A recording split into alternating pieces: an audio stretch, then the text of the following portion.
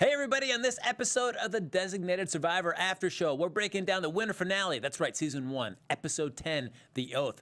Tom Kirkman goes in to swear at Congressman McLeish. Does he make it or does he not? We'll find out. You're tuning into the destination for TV superfan discussion, AFTERBUZZ TV. And now, let the buzz begin.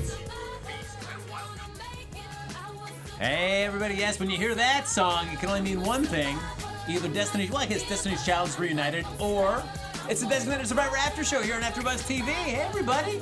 You gonna show us what you were doing? Yeah, you want to hear There video? is so much more dance room in Studio 4 that we are in. I feel like I got so much room just to move around on the wheels. Yeah, you guys missed it. Michael was doing his booty pop. I don't know what they're talking about. There you go. trying to get the please, somebody viewers. got video on that. Yes. Oh, we All right. have. Great. There's video. Look for that online, and you'll find out where in just a moment. I'm one of your hosts, Frank Moran. You can follow me on Twitter at HappyGoJackie. What's up, guys? I'm your host, Christine Alexis. You can follow me on Twitter and Instagram at ChristineBeam. Everyone, how are we doing tonight? It's late, but we are ready to go. Michael Clouse. You can follow me on Instagram at TheOnlyMC, on Twitter at Michael Clouse TV. I don't know what video they're talking about, but I posted a very Christmassy video on my Instagram. You need to check out.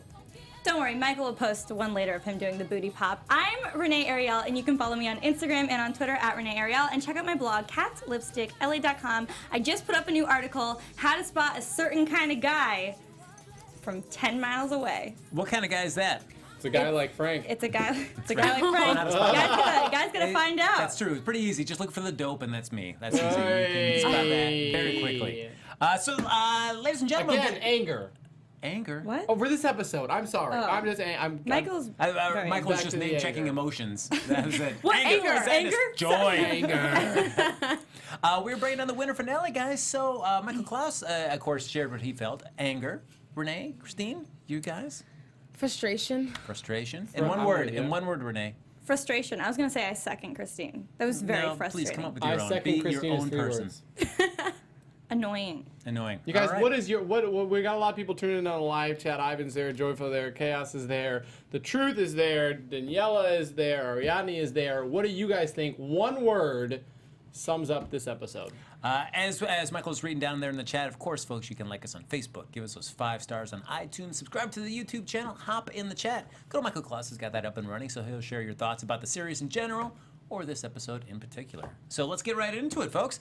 As soon as we start off this episode, as we left last episode, Hannah on her way to Congressman Hook Stratton to give her the deets on Congressman McLeish, but gets hit by T-boned by a van, which of course we know as the guy comes up saying, "Oh, are you okay? It's gonna be all right." We all know he's in on it, so him starting to choke her out, not a big surprise. No. Her whole character, I want to root for her, and yet I can't root for her actions of being so solo. And I think the show tries to play it up of like, oh, you don't know who you can trust, and that's why you go alone. But just the whole action. I don't think she would be solo if Chuck had some sort of FBI training. You know what I mean? Like, he's kind of like her eyes and ears behind the scenes, but she's kind of left to fend for herself now that Jason Atwood is in custody. Totally. So I feel like he But- would have been her wingman. By the way, Because- one word: exciting, annoyed, frustrating, stressful, intense, intriguing. All good ones. But I feel like because she can't trust anyone, and the only person who she's like really wanted to talk to, aside from Kimball, is the president. And it's like not that easy to be like, "Hey, Mr. President, can I hop on over?" So it's hard for her to get in contact with anyone that would actually be of use to her. Like, who else is gonna team up with her? And she ain't a slacker, so she's gonna go do it herself because she's kick ass. Now, She she is. certainly misinterprets the actions of the attempt on her life. She assumes, since she called Hook Stratton and said that she had information to get to her, and then immediately got attacked, she assumes Hook Stratton was the one that sent it over. So now all of a sudden she can't feel like she can trust Hook Stratton. Was that the case, or was it that she just thinks her every move is being followed and her phone calls are being traced? That's what I thought as well. Yeah. I know, because at no point did she want to even try to make another attempt to get to Hook Stratton at all. Like, if you... Well, she doesn't make an attempt to contact anyone. True, but Yeah. I think if you had details, you'd want to get to Hook Stratton, because somehow But I think she assumes that Hook Stratton had something to do with it. I don't think she did. I think that she knew all of a sudden that people were following her and chasing her. And if she said on the phone to someone, hey, I've got information on anything, any kind of evidence, and they took the evidence also. Well, so that's the other thing. If Kimball was the big concern, then I think she would have just taken the evidence. Like, it would have been closer to, I don't know. I don't think she thought it was Kimball. I think it's also not in Kimball's, like, it's not within her character. Like, she's kind of a bitch, but like she's not like vicious. I don't think she would send a car to T-bone her to stop that. No, I don't. I feel like we can assume that we know that Hook Stratton's not in on it, but Hannah assumes it because she just calls. She just doesn't know who is. Yeah. Yeah. But because even if she wakes up in Chuck's place, she's safe. She could get, not whether it's calling or something, she could still get in touch with Hook Stratton. The fact that she said, "I call Hook Stratton, somebody tries to kill me," she basically just assumes that Hook Stratton is in on it. She's guided by fear, which is interesting because this entire episode they're playing on like, oh, you don't have any fear, and yet she's being completely driven by fear in how she's acting. Well, yeah, fear or just like she's acting erratically. Or just not knowing exactly who you can trust. I mean, she tried to trust Hook Stratton, and from her point of view, it turned against her. So I feel like at this point, I don't know why she hasn't just like turned herself in. That's like the fastest way to get to the president because he's gonna want to speak to her. Literally, Yeah, he's gonna be like, bring her in. I want to know like, what she knows. They clearly use that with Deputy Director Atwood, but they have something on him. They have his kid. Right. With her, they have nothing. So if you get caught and you get brought in, you can dump anything without fear. Well, yeah, I mean, maybe she hasn't done that yet because she's not sure who exactly in the government she can trust or whatever the case is. But I feel like she could have gone either directly to Aaron because she's already spoken with him. You know, like she could have found some way to like turn herself in or get a meeting with him. She's just like, she hasn't reached out. Ivan says, Frank, Hannah thinks she's her no followed. I don't get That she's being followed? maybe she's being followed. Yeah, I think she's like watching her. The truth back. is she thinks she's just paranoid. Think she's just paranoid? She is paranoid. Someone ran into her and tried to choke her to death. I wouldn't call that paranoia. No, paranoid in terms of like who is following you and like at all times, and you can't reach out to anyone because everyone is bad. Okay, what would you do if someone purposefully Here's the thing: if you know heard your phone call? if you know the information that she has, you can't stay silent. Well, you can't she's do not it. trying to stay silent. but she doesn't know who she can give that information to that it would actually be it was something to be followed on or it would be closed up. Because if you give it to the wrong person, then they have it and then they can kill you. Yeah, but I know it's hard to get in touch with like certain people, but you're also one of the lead people on the FBI, and you were called in by the chief of staff. I don't know. This whole show is really, I'm trying not to let my frustration from the entire show come out here, but. However, if we're thinking about it now, if the information we got was correct, it's a good thing she didn't say anything to Erin in that room. And that was just saying one of my predictions. I won't say when she was in the room and maybe Erin wasn't to be trusted. Because remember, we were all frustrated she didn't tell him, but I'm like, that must mean that she thinks that Erin is bad. Maybe that was our clue all along from back then. Exactly. So that leads into the question: do you think Erin is bad? Well, now I think he's suspicious. No, that's not what I add. Bad or good? You gotta Gray make a call. area. You gotta make I a don't call. know. Okay, well, I think that's a. Can you spot him from 10 miles away? Yes. Well, I mean, I feel like we can't assume anything on Erin yet until we know the whole context of that situation. Well, that's why I'm making you make a guesstimate. What do you think? What about you, Michael? He's good. He's good. That's a distraction. I'm calling it right now. I'm calling he's good. It's maybe he was calling that guy to like warn him about something. Maybe he knew. I don't know. Where would the twist be? Here's the thing. Remember we talked about that backstabbing, that we're gonna get surprised. But why Aaron? But who else? Like, if it was that other guy that we saw in the woods today that I cannot even remember his name, that was no surprise for us. It was like, ooh, someone knew that we knew. Langdon? Yeah. There you go. Like, I think that was the twist, yeah. That was not a twist for us. We don't know him. We're not friends with him. Joy Flakia agrees. You're not friends with him? We're only on Facebook. Okay, good. But you know what would be a big twist that now I'm thinking is possible, and I know you're really going to like this. Uh-oh. Maybe Scott's alive. Because Scott was brought up from the beginning. My man, Scott! Because this guy who is dead isn't dead. So why even bring Scott into the storyline if he was never going to come up again? And they brought him up again today. So maybe he is alive. Okay. Anyway, enough Scott talk. Let's Yeah, put a cap well, on I'm Scott. glad you love this At storyline. this point, we don't know who is dead and who is alive. If they thought That's true. Langdon was That was a dead, twist. You It's, know what? it's Yeah. opening up that possibility. That's right. That's Nobody in the right, Capitol Frank. actually died. They're actually been transported to a different Rest- universe. Okay, well, this guy was Scott. alive, Frank. That's This right. guy was alive. So backing up at the beginning, of course, Hannah avoids getting killed by this this guy that's out to get her. But Hook Stratton, pressured by everybody else in the hearing to restart the committee so they can actually vet McLeish and get him through. So she has to reluctantly, after trying to call Hannah once, which she doesn't pick up the phone, but I can understand why if she thinks Hook Stratton's trying to get in touch with her. They continue on. McLeish gets vetted. He's going to get sworn in later on that day. It seems like throughout the process, there's a lot of points where they're making it seem like you have to stop McLeish by this point. Oh, you have to stop him by this point. Oh, you have to stop him by this point. And we've reached every point. Yeah, and they have Yeah. not stopped him. And they have not stopped him. Like, oh, well, before he even, gets chosen by the president, we need to stop him. Well, before he needs to get approved by the Senate, we need to stop him. Before he gets approved by the House and the committee, we need to stop him. And now he's sworn in. Like, you failed at your job. Yeah, And they still make us feel like we have to stop him. Yes. Like, what else is there left to do? Like, what are we supposed to do when the show comes back? That's right. Every one of our deadlines has passed on this. But Tom is actually taking his information and sharing it with Alex, showing him like, hey, guess what? I've got this bombing that the DOD did about the Capitol building. And she's like, hey, I'm not going to run with the kids because we have no idea where to run or who we're running from. But Tom is very concerned that only he, she, and Mike are in on this information. Nobody else, until he brings in Emily. It makes sense. If you can't, if you Special get- advisor. Special advisor That's her role. knows that she wasn't around while President Richmond was running there because she was with him at the HUD. So makes sense that when he has questions about trying to investigate Richmond's staff and who was there that day, you go with Emily. Sorry. The Markham just made a comment that said, just saying, who puts classified material in plain sight in the passenger seat? Clinton at least put it in a dark email server. It was frustrating that she did not grab that. I was frustrated at that moment. She's like, you knew somebody's trying to kill you. You have to escape. Why wouldn't you grab that information? Because what's the point of you living, but you can't prove anything because you've lost that information. Yeah, that scene, it looked like it was in like the back seat, and then she like drove off to get away from that guy. Why didn't she just like grab it on the way there? I know. She should have just grabbed it. The But way she didn't. said it sounded like they had already taken Taken it. it, yeah. But I don't know, because that would be so dumb if it And was they in your also- back seat. Yeah. And they also said throughout, they're like, she totaled her car. She totaled her car. There was never any mention of she got completely T-boned. Yeah. Like, nobody saw that, or it was... Probably 'cause she I'm fled glad the that scene. I'm glad that Kirkman actually made a reference to it. It was like, she got in an accident as she was delivering this crucial information.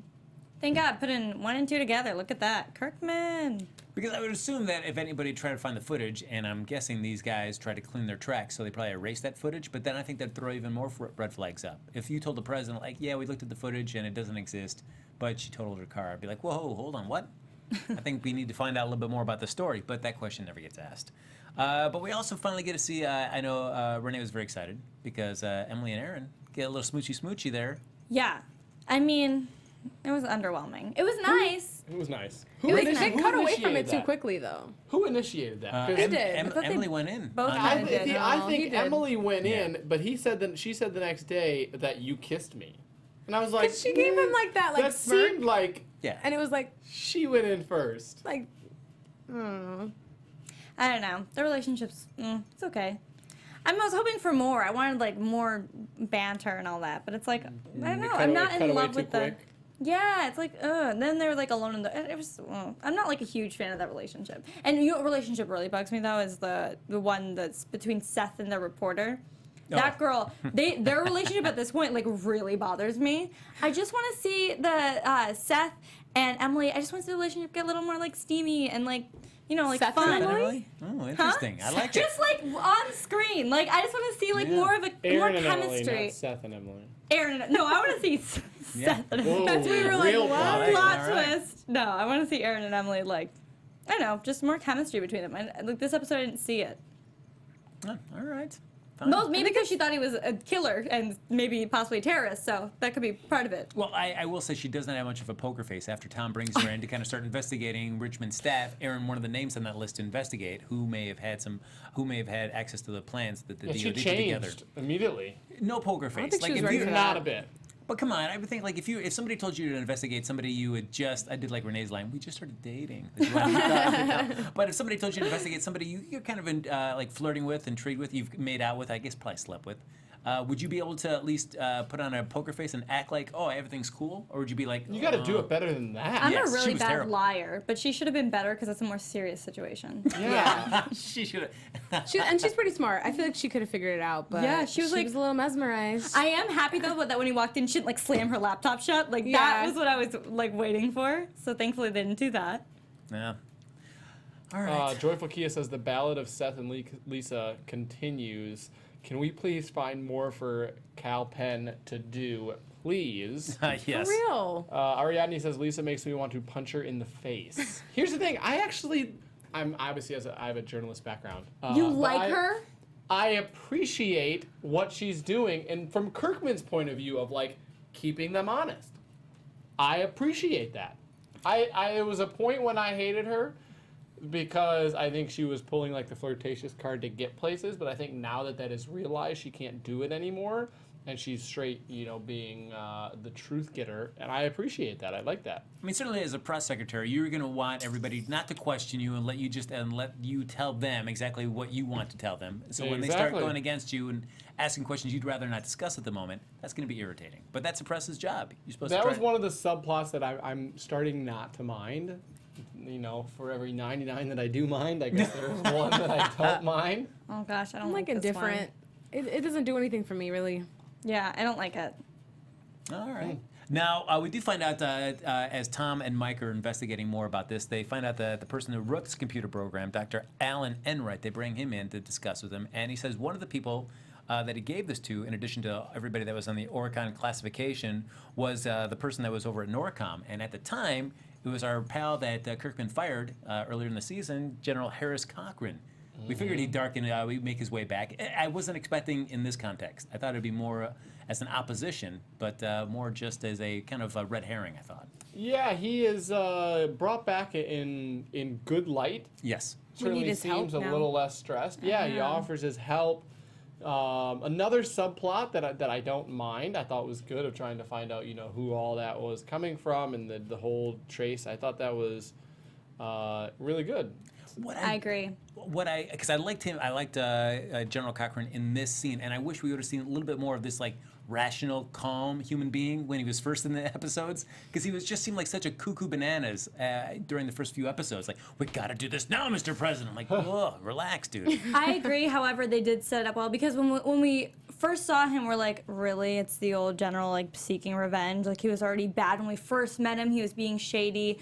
But I like that they now but then that also goes back to question that conversation you had with Aaron. However, if he is really a good guy, I like that it's like that little twist we get because he was originally very unlikable, and now we are going back and forth trying to figure out who made that call. And I loved that subplot for sure.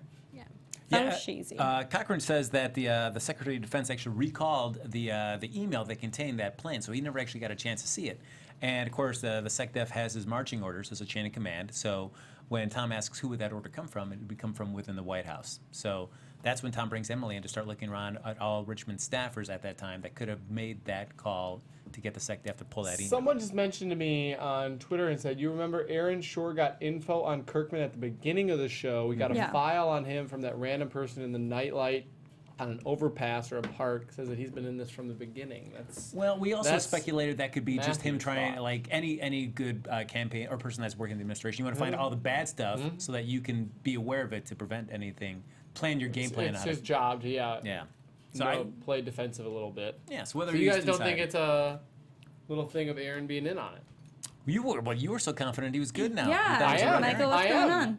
I'm just questioning you guys. I still think Aaron's good. I think it's a side plot. Sadly, this show is not about revealing all its cards at all. So, Yeah. especially this early. So, Aaron We'll is find not. out next December. No, Aaron's not in on this because that's too easy. I want to know what the big twist will be. I then. don't know whether or not Aaron's in on it, but it's obviously bigger than we thought. I mean, Charles Langdon said that before, and he like ran off like, "This is bigger than that. It's, people are watching. Did they follow you?" So Did they follow you? you like my impersonation? That's really good. Oh. Dead on. Now, who's still enjoying Chuck? Everybody still enjoying Chuck? Yeah, You seem hesitant, Christine. You seem very hesitant about that. Oh, I like Chuck. I like What's him. up with He's just Chuck? like not a central figure for me. So I'm like, Chuck is I still like him. He's like the like Chloe to Hannah Wells' Jack Bauer. Yes, he is. Chuck is That's a Q is like James Bond Q. I think Chuck Especially is the cute. latest one. So Hannah, of Q course, to Q. I think that we all seem to question that scene where Chuck comes home from work, doesn't turn on any of his lights, but just walks around his apartment to open up the fridge. Best scene of the show. This is Hannah, bloody Hannah, just like Hi. And he walks into his apartment with no lights on? who does that? When people are looking for you, when you're involved in some dirty stuff, you're just gonna walk around in the dark, casual. Okay. Now, how do you guys immediately, as soon as you walk into your place, Yes. lights on immediately? Yeah. Are you kidding Hands me? down. I It's get right by the murdered door. out. I can't do it. Gotta Yeah. be I safe. can't do it. Because you never know, even if you're good, who's onto you or Yeah. what creepy stalker you I'm- got in there. Somebody's on a Scary. Michael Klaus. Hey, I got a history. What? AfterBuzz after Tweet hours? Michael What's Klaus going later on on? tonight to find out what happened. Right? No, but I literally, and it's there's so many unreal things that I have pointed out here. Of Oh, I we see. have the darkness, we have the biggest one, which we can talk about whenever, of the whole shooting scene where we have a barrel actually sticking out the window, we'll which get- any yes, sniper we'll get to knows that's that. not what you do, and there's no bulletproof glass around the president, which there has been since at least 2001 when I looked up the pictures of George W. Bush being sworn in. There's bulletproof glass all around him. I do love that he actually has a list, and above the list just says in all capital letters, so many unreal things with so many I just- exclamation marks. I for everything good in the show, I'm like, oh man, this is good. You know, the thing with General Cochran and bringing him back in. But there's just all the unrealistic things. And I'm like, this show is trying to be realistic, and yet it is falling back on the 24 mold of just always something going on, always something going on. And you're like, I don't know. I'm still hoping for different. That's why I tune in every week, because I'm hoping for different. And there are other things that I enjoy, but ugh. Like, you don't turn the light, like, you could see that was something coming up. It was so funny. She was just there, though. That's And hilarious. let's give it up for Chuck's typing skills when he's trying to trace the mystery He's woman's quick. cell. Yeah, man, he was just cranking away. On Like Christine it. was just like, yeah. I feel like I need to audition for that kind of role because there's like nothing to it. No offense. It's just, I'm in and I've traced the social security number and I actually know where he's about to go take a crap right now. Like you can find out anything. He made it seem like it was going to be very challenging to Hannah to trace the mystery woman's he call, did it and then in it was 2 like this. seconds. I couldn't handle that. I was just Frank. I was like, he's It's a already race. in? Oh, It's a okay. race. It's who can find it first. I Them know, finding it's us just- or us finding that. So eventually this leads to where they can find a burner cell placed at this convenience store. So Hannah goes there, sees the security footage, finds a license plate. This leads her out to a place in Virginia, and while she's tracking that down, Emily talks to the phone switchboard operator at the White House, and looking around at the certain date and time, who would have called the SecDef. And former Chief of Staff Charles Langdon, who supposedly died in the explosion, was the one that made that call. But when Hannah gets to that house, who does she find? Charles Langdon. Langdon. Yes. He was in the pilot episode, too. Oh, that's right, yeah, because he's the one that gave the little, was talking to Kirkman before he went to go in and get his, get the boot. Yeah, that's true. That was him. Yes. I didn't even remember him.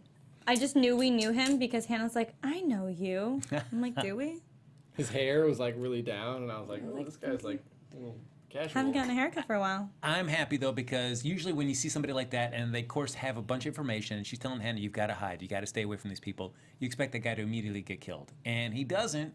Hannah actually takes out the gunman, and Langdon escapes. I So we almost still thought get a she chance. got hit at one point.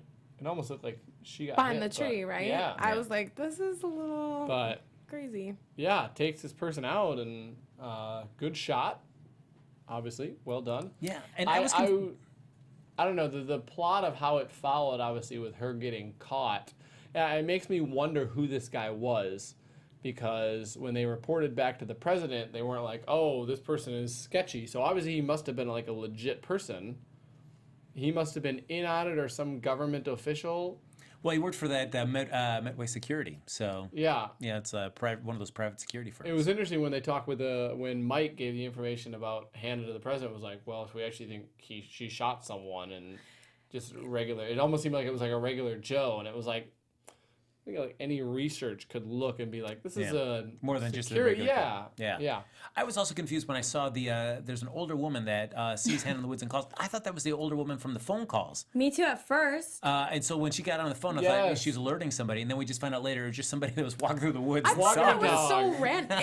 To me, that's first of all, it's random that if you are fake dying or fake dead and you're hiding out somewhere, why would you hide out in Virginia, like so close? Why wouldn't you go to another state? Like you're right by Yeah. DC, and then casually a woman's walking her dog in the forest and That sees woman that was and so calls. shady. That to me was just like, no, I can't buy that. So I guess we have to assume that Langdon was using some kind of voice manipulator to make him sound like a woman. No.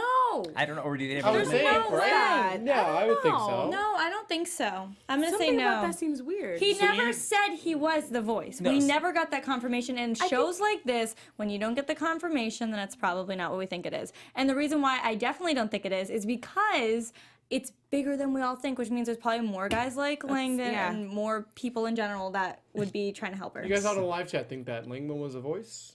So No. Langdon went and bought the burner phone, drove it over to somebody else, and they made the call. No, I think that other people are involved that may have like stayed at the house. I don't think they were there. Do you think that Langdon knew the girl or knows the girl who's making the call? Well, he must, because he bought the phone. I would say yeah, but I honestly I don't think it was him. I feel like that would have been cleared up.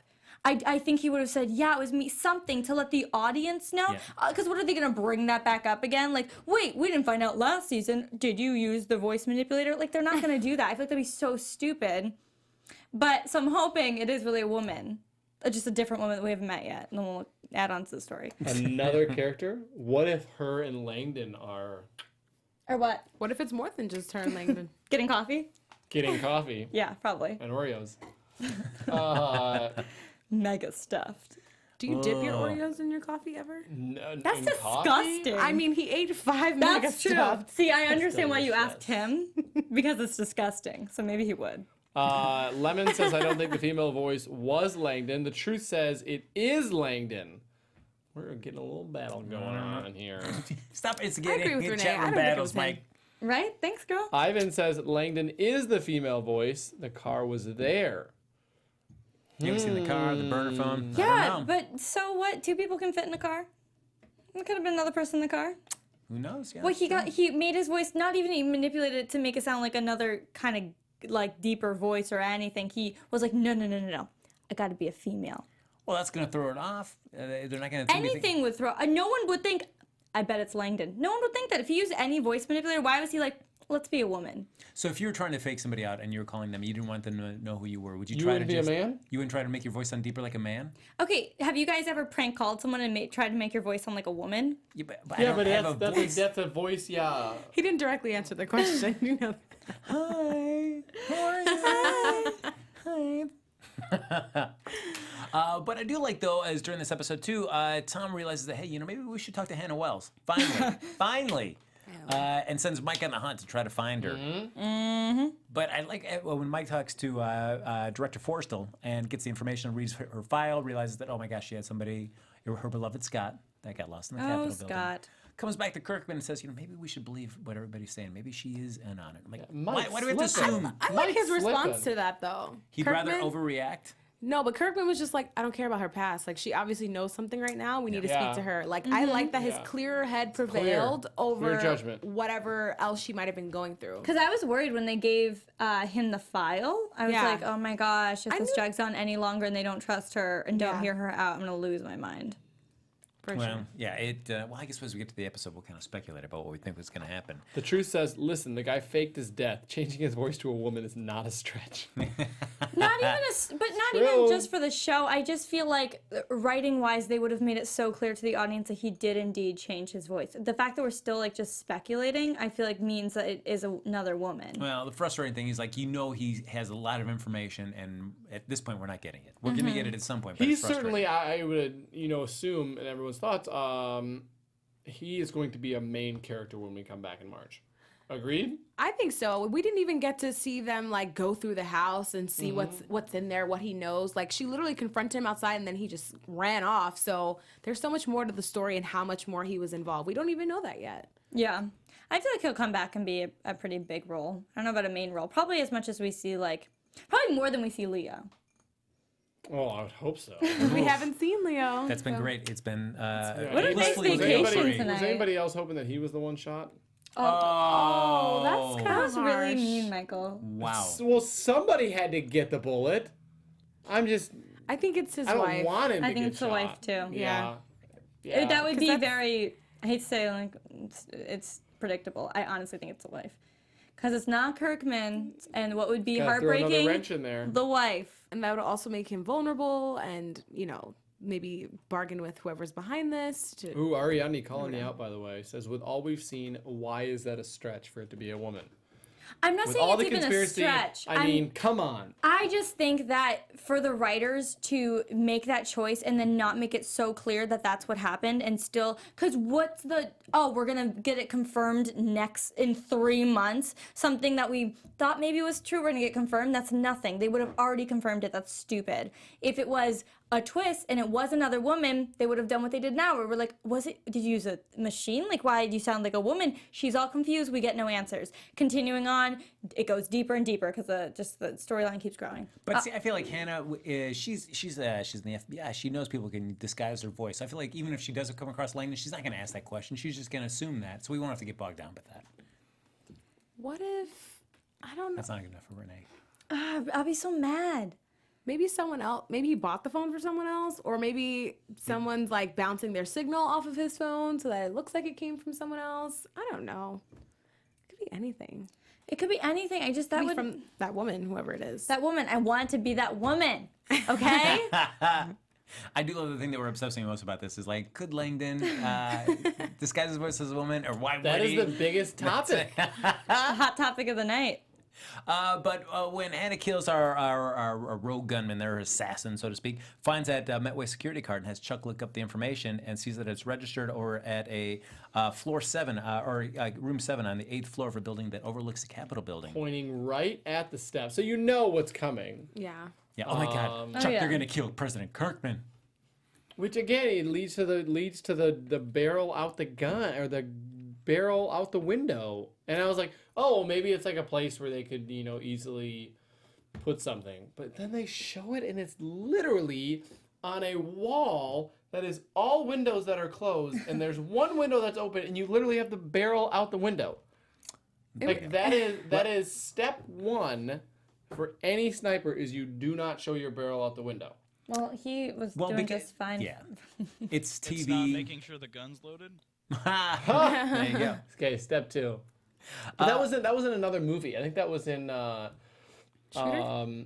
yes. It Mark was in Wahlberg. Shooter with Mark Wahlberg where that came up because they were trying to assassinate the president and Mark Wahlberg was like, "No, you never have your barrel like no one remember that. oh yeah, you saw it up there? No, cuz you would never have that happen."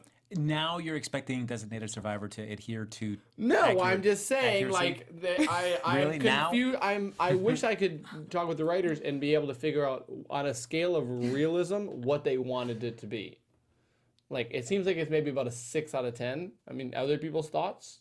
I assume it's just an easy way to telegraph to the audience, like, hey, that's Hannah recognizes where the sniper's coming from, so that's why she's going to shoot up there. I just feel it's just to expedite the storytelling and not drag out that scene any longer than it needs to be. So it's certainly not accurate, but I guess just for sake of just pushing that like scene shock along. value. I agree with Frank, yeah. We also find out one person that we do find out a little bit about, though, is McLeish's wife. We had always been kind of speculating, like, how much Yeah. did she know? She's I in didn't on think it. she knew anything. We find out that McLeish Jeez. is really the one that's just basically everybody's whipping boy. yes! Yeah, Doesn't she's- humanize him for me though. No. No. Do you see him sometime in the future being the person who switches and stops it all from happening? Because they reveal a crack. It would be a nice cliche for the show, sure, but But I feel like, yeah, that character, when they do have their kind of about face or they come to realize they've been doing the wrong thing, they get killed very quickly. yeah. Maybe he was the one that was shot.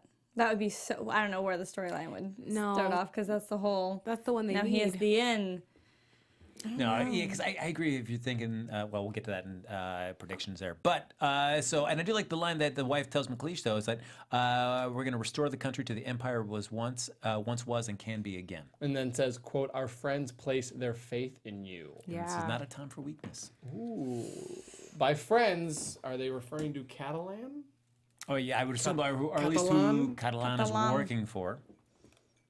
Speaking of that, Nick Massou, I'm sure ears burning because Nassara was mentioned many times this evening. Yep. As per usual. Yes. Also, point out, we're talking so much about Aaron Shore. He actually took over the Designated Survivor Instagram page for like their story, not like their main page, but doing all those videos, daily videos. That he took that over. So if you want to check it out on their Instagram, I think it's at Designated ABC. Oh, let's hit him up. Tell him to come on in and talk about the show. Yeah, I said it was his birthday the other week, so I sent him something. What'd you send him? Like flowers, cookies, just a tweet. Chocolate? A tweet. Just a tweet. I sent you a I tweet. tweeted him. Wow, so nice. That's so thoughtful. I had someone do that to me on my birthday once. Sent you a tweet. They were like, "Hey, did you get my gift?" And I'm like, "What?" And they're like, "My 10,000 sweet was to you for your birthday." Wow. By 10,000 tweets. Someone saved. They thought saving their 10,000 tweet to wish you happy birthday was like thoughtful. Thanks, Renee. I appreciate. That was you. so You nice. were where I was at. You know, Yeah. I'm like in my head. I'm like, thanks. That's so nice of you. Can't you just delete one and then do that again? Like tweet and delete. Do you still talk to this person, James? Oh, is that your do friend? not. You cut them out of your Good, life. good choices. I believe he made Renee's list. If you check out her blog. Oh, nice. Oh, thank Hello. you. James, what are you hanging around those boys for? What are you doing? What are you doing? Those types. I was a bad individual back then. Speaking of bad individuals, we've got Catalan walking through, going up to that room that we've been talking about, and as Michael Clouse will so angrily rant for a moment here about the lack of gloves that he used as he was in that Another room. thing, you have no gloves. You're touching the door. You're touching the lamp. I mean, really, like, I don't know. Another one of those things of like, there's a way to do. I mean, I'm not a sniper. What? Though he plays one on Shocker. TV. You're not? Shocker. I do own a gun, not a sniper. And it's like there's certain things that you do. You cover up your tracks.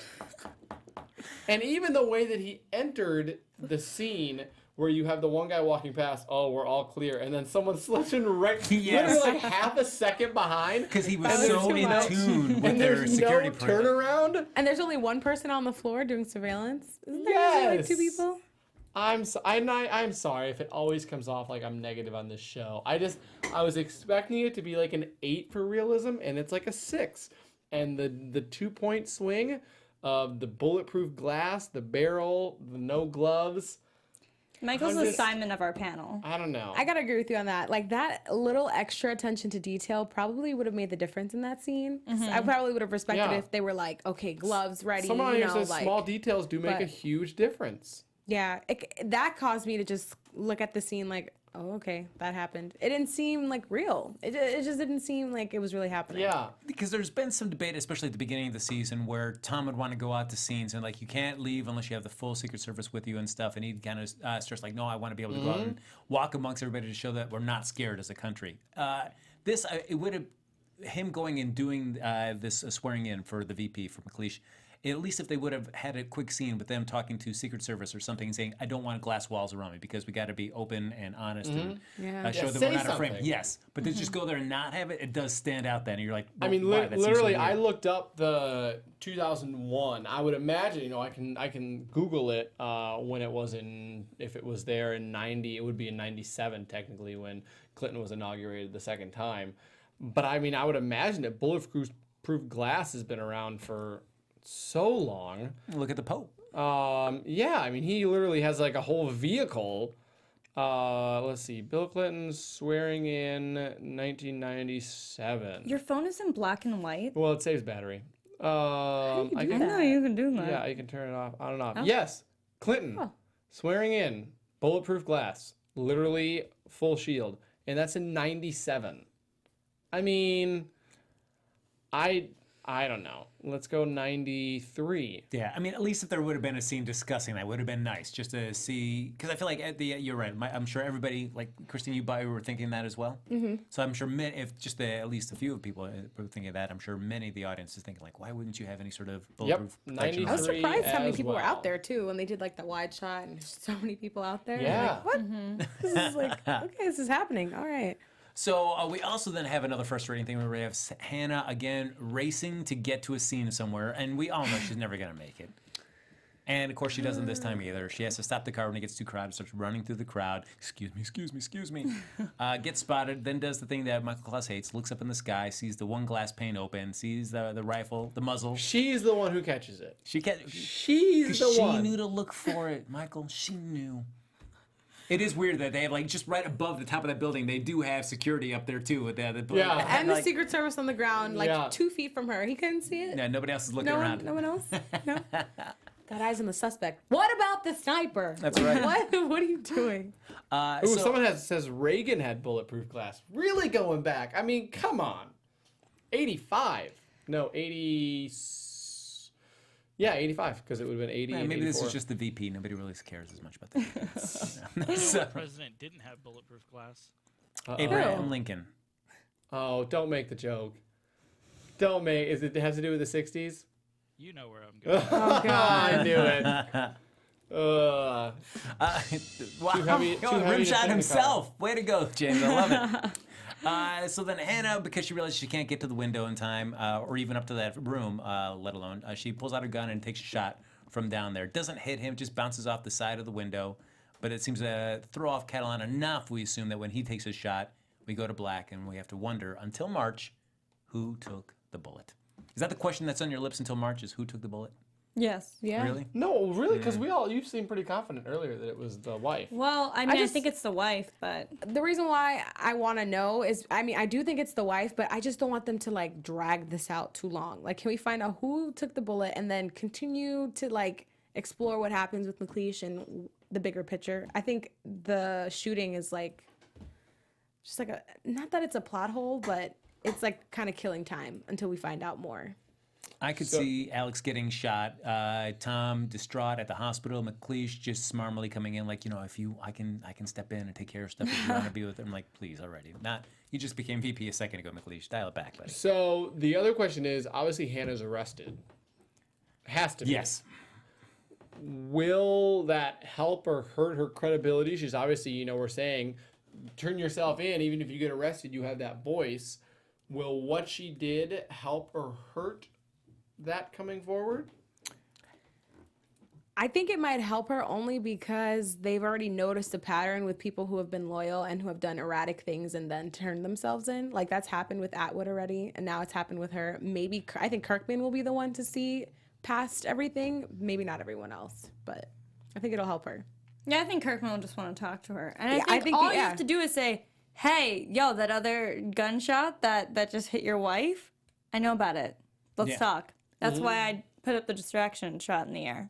You're welcome. I feel like at the very least, she's exposed that it was not her at all acting alone, because she fired off at a window, and that they could, trajectory, they'll figure out that's the bullet came from there. It wasn't Hannah shooting. I also want to give her amazing credit because she came really close to hitting him, and with a handgun firing up 7 floors, that's impressive. Could you make that shot, Michael? No.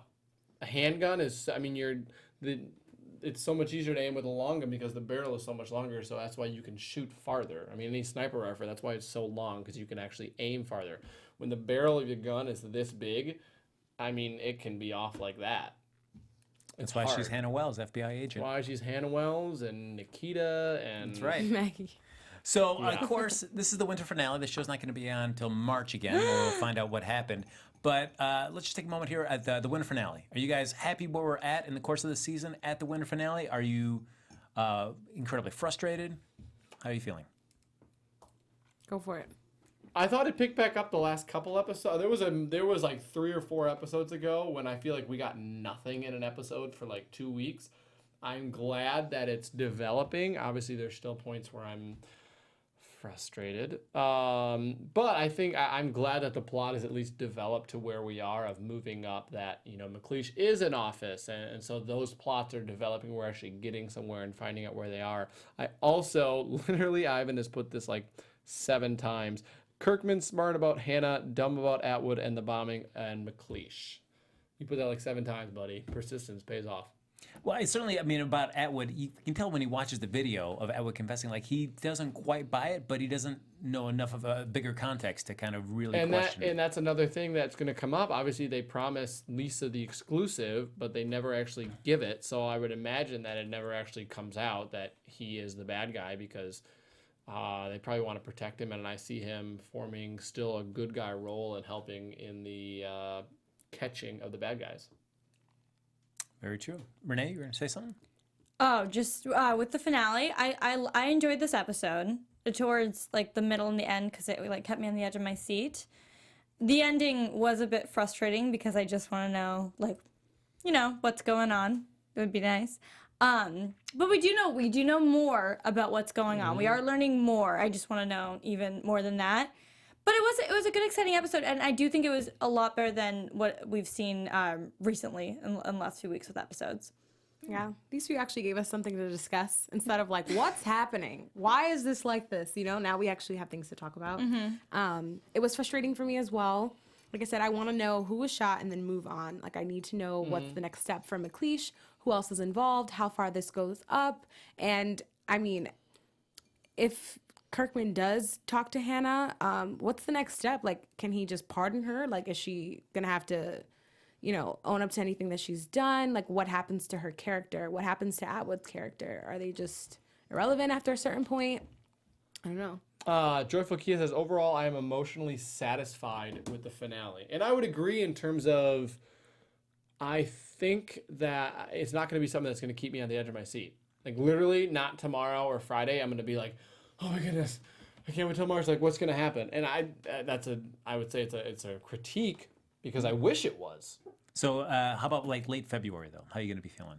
I mean, I'm going to be like, oh wait, that means there's like a week until this finale. Oh, I'm interested to see what happened. But it's not something that's going to be like, I don't know. The show hasn't done that for me in the first number of episodes that it's kept me to that point yet. I don't know. I agree with what you're saying. Like, it's no like Desperate Housewives season finale. Like, you're not going to be like, oh my god, right? Even Scandal did something like this where they shot the president, and I was genuinely like, what the hell happened? Like, I was like freaking out. And you're counting down the days. Even though we knew he got shot, it was just about like seeing what happened after. Like, I was dying to know. And with this, I'm like, okay, sure. Like, let me know in 3 months, I guess. Like.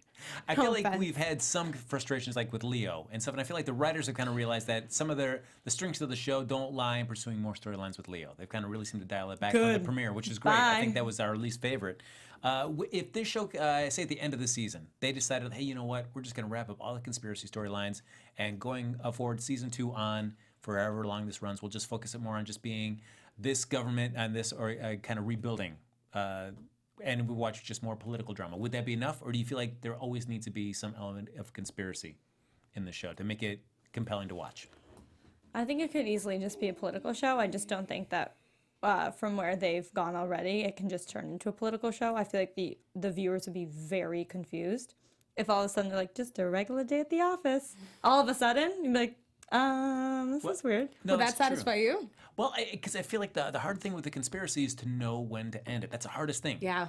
Is like, when do you decide to end this, or at least give some kind of illusion of ending for the audience? It's like to feel like Pretty Little Liars. Like, that's the exact. They just never ended it. They're like, we'll just make another A. We'll just keep making A's for like 10 years. That's the thing. I think that's a a kind of concept like this is good as a movie. I can't see it being drawn out for like 3 more seasons. I know. Yeah, because it comes to a point where the audience likes the thrill, and like being on the edge of their seat. But then after a while, they're like, "Man, come on! Can't anybody catch these guys?" Then they seem omnipotent. You can never catch them. They know everything. What's happening? And then the audience starts getting frustrated. Yeah, and if the thrill's not done right, you're kind of just bored with it. Yeah, I don't know if I don't know. At least you have to do something almost like maybe like an Alias thing where they kind of blew up the door on what SD6 was pretty early in that season, in the series, and then you kind of spent the rest of the time kind of pursuing different iterations of SD6, maybe something like that. I don't know. I feel like there needs to be some sort of kind of resolution to at least this part of the conspiracy. I agree. I agree with you. I agree. All right, so we're gonna wrap it up for the one finale. One thing you want to see in the season premiere, as we instead of a prediction for what you want to see in the winter premiere. I want to see. You go first. Oh, great! What? Great, Renee. Love it. I didn't have any time to think. Hold on. You go first. I want to see more of Langdon's character and that story of obviously the fact that everyone thought he was dead and now he's alive, and I think that he's a good guy or girl, and yeah, I'm really interested in his character and to find out. I'm also interested, obviously, the backstory of the wife and them saying, our friends placed their faith in you. One of those friends, I'm assuming, is Catalan. But I would imagine that there's other ones. But overall, Langdon is the character that I'm most interested in going forward. Renee, you need a moment. I'm not Renee though. Oh, no, I'm sorry. Christine, yes. Christine, I'm sorry. You I always want be to. Renee to me. Okay.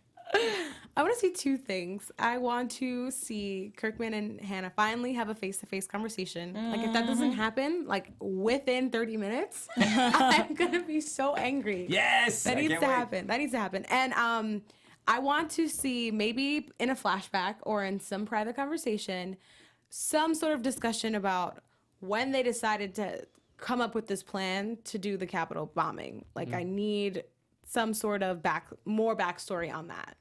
I like that. Yeah. I definitely agree with we need to see Hannah and the president in a room together discussing things. And you know what? I want to see where this how this drama goes down with Aaron and Emily. I want to see what happens. I want to see if she still kind of juice. I want to see the juice. For somebody that wasn't that excited about this relationship earlier, well, now you changed it's your like, tune. is he a terrorist? Like, that's fun. I mean, not fun. That's. I would like to see that. Because once again, you think Aaron is bad. Bad. Bad? Okay. I'm going to agree with Christine in the sense where I feel like with these shadow organizations, you do need at least one episode, at least somewhere where the audience knows where they're coming from. The main characters don't need to know, but I feel like it's the audience, enough of, just tell us what the agenda is, and then we'll just see what it is. Yeah. And then also my thing is I just want to know what Chuck was going to eat for leftovers. What was that going to be? What did he get out of the fridge? Yeah, I really see wonder. him as That's a a good beef question. stew type of guy.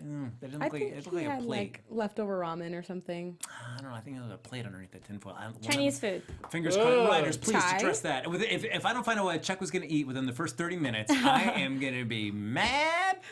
All right, folks, that is the end of the Designated Survivor show until March. Holy cow. Are you going to miss us? Because we're going to miss you. But in the meantime, folks, like us on Facebook. Give us those 5 stars on iTunes. Subscribe to the YouTube channel. Thanks, everybody, for hopping in the chat. We love hearing your thoughts about the show and about Michael Clouse's rage about the inaccuracies of the Designated Survivor show. If you want to continue the conversation in the meantime, though, between now and March, just general, anything you want to talk to us about, Renee, where can they find you? Hey guys, you can find me on Instagram and on Twitter at Renee Ariel, and check out my blog, catslipstickla.com, and read my new article, How to Spot a Certain Kind of Someone from 10 Miles Away. What kind of someone? You'll have to read the blog. I need more info. Michael Clouse, you can follow me on Twitter at Michael Clouse TV, on Instagram at TheOnlyMC. You go check out my Instagram at TheOnlyMC. Very nice Christmas video. It will make you laugh. It will make your friends laugh. I guarantee it's going to spread some joy this Merry Christmas season. All right. Well, tweet me. Find me on Instagram and Twitter at Christine Bean. I want to know what you guys think while we wait for the show to come back. Conspiracy theories, let me hear them. You can follow me on Twitter at HappyGoJackie. I don't know, Michael Clouse, that video, that's repurposed footage. I don't know how much I enjoy that video. Also, it's true, someone pointed out the ratings have been slowly declining for views. Started at 10 million the very first week. It's down to 5.18. Way to end As on a of last positive week. note, Michael. As of No. last week. So Again- viewers are dropping. Someone pointed that out on here. Who was it? I want to give you credit.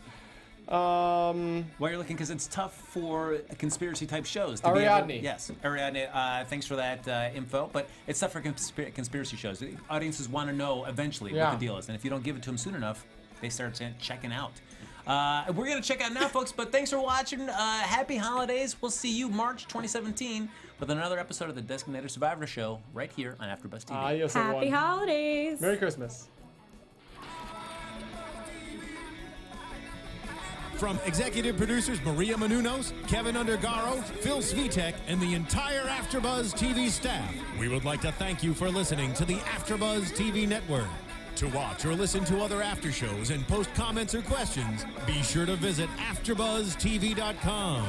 I'm Sir Richard Wentworth, and this has been a presentation of AfterBuzz TV. Buzz you later. The views expressed herein are those of the hosts only and do not necessarily reflect the views of AfterBuzz TV or its owners or principals.